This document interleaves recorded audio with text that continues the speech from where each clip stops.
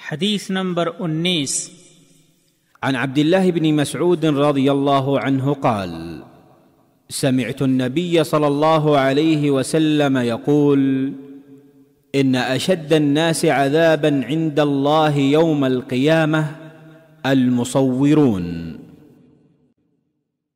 صحیح بخاری حدیث نمبر 5950 اور صحیح مسلم حدیث نمبر 98 2109 اور حدیث کے الفاظ بخاری کے ہیں: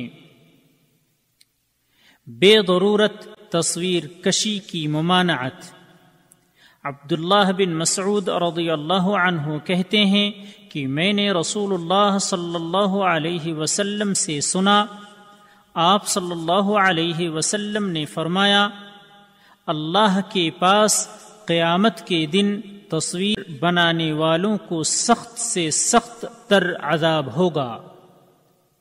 فوائد: نمبر 1، اس حدیث سے معلوم ہوا کہ ذی روح یعنی جانداروں کی تصویریں بنانا اسلام میں حرام ہے۔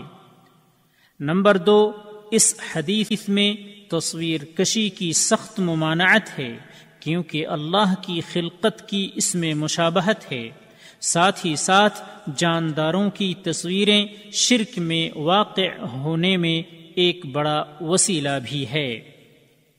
نمبر 3، بعض لوگوں کا خیال ہے کہ اس حدیث کا تعلق ان لوگوں سے ہے جو تصویریں بناتے ہیں اور پوجا و عبادت کے لیے مورتیاں بناتے ہیں۔